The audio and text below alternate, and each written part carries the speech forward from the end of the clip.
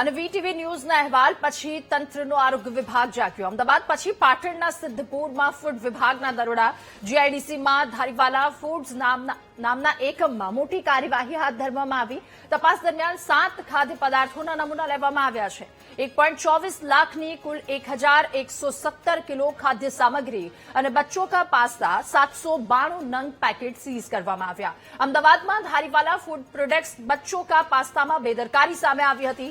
ગઈકાલે વીટીવી ન્યૂઝના લોકપ્રિય કાર્યક્રમ મહામંથનમાં અહેવાલ દર્શાવવામાં આવ્યો હતો. સેમ્પલ લઈ તંત્રે કાયદેસરની કાર્યવાહી શરૂ કરી છે.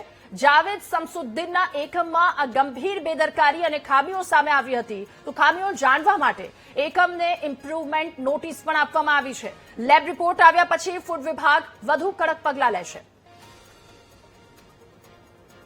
ત્યારે 7 જેટલા ખાદ્ય પદાર્થો જેને લઈને તપાસ હાથ ધરવામાં આવી. ખામીઓ જણાતા એકમને ઇમ્પ્રુવમેન્ટ નોટિસ પણ આપવામાં આવી છે. આ સાથે કાર્યવાહી હાથ ધરાઈ. 1.24 લાખની કુલ 1117 કિલો ખાદ્ય સામગ્રી અને બચ્ચों का પાસ્તાના 792 નંગ પેકેટ સીઝ કરવામાં આવ્યા છે. આ તમામ એ પેકેટ હતા જેમાં ફૂડ કલર નહીં પરંતુ એના બદલે ડાય ઉમેરવામાં આવતી હતી. એ કપડાની ડાય ઉમેરવામાં આવતી હતી અને બાળકોના આરોગ્ય સાથે ચેડા કરવામાં આવતા હતા. જોકે વીટીવી ન્યૂઝે અહેવાલ પ્રસારિત કર્યો અને ત્યારબાદ તંત્ર જાગ્યું. કાર્યવાહી હાથ ધરવામાં આવી છે. 7 જેટલા ખાદ્ય પદાર્થોના નમૂના લેવામાં આવ્યા.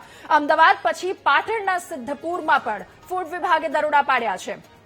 ગઈકાલે અમદાવાદમાં દરોડા પાડવામાં આવ્યા હતા. વીટીવી ન્યૂઝ અને મહામંથન કાર્યક્રમમાં આ અહેવાલ દર્શાવ્યો હતો અને ત્યારબાદ આજે પાટણમાં પણ દરોડા પાડવામાં આવ્યા છે. તપાસ દરમિયાન 7 જેટલા ખાદ્ય પદાર્થોના નમૂના લેવામાં આવ્યા. આ તમામ જગ્યાએ બાળકોના આરોગ્ય સાથે ચેડા કરવામાં આવતા હતા. ન આપવાની વસ્તુ બાળકો સુધી પીરસવામાં આવી રહી હતી. એ ફૂડ પેકેજિંગ કલર જોઈ અને બાળકો આનાથી આકર્ષાતા હોય છે, પરંતુ બાળકોના પેટમાં શું જાય છે, બાળકોના સ્વાસ્થ્ય સાથે કેવા ચેડા થાય છે, એ તમામ વસ્તુ આ દરોડા દરમિયાન સામે આવી હતી. બેદરકારીઓ સામે આવી, નોટિસ ફટકારવામાં આવી છે અને હવે કાર્યવાહી હાથ ધરાઈ છે. આ કાર્યવાહીમાં 1.24 લાખની કુલ 1117 કિલો ખાદ્ય સામગ્રી અને બચ્ચों का पास्ताના 792 નંગ પેકેટ સીઝ કરવામાં આવ્યા છે.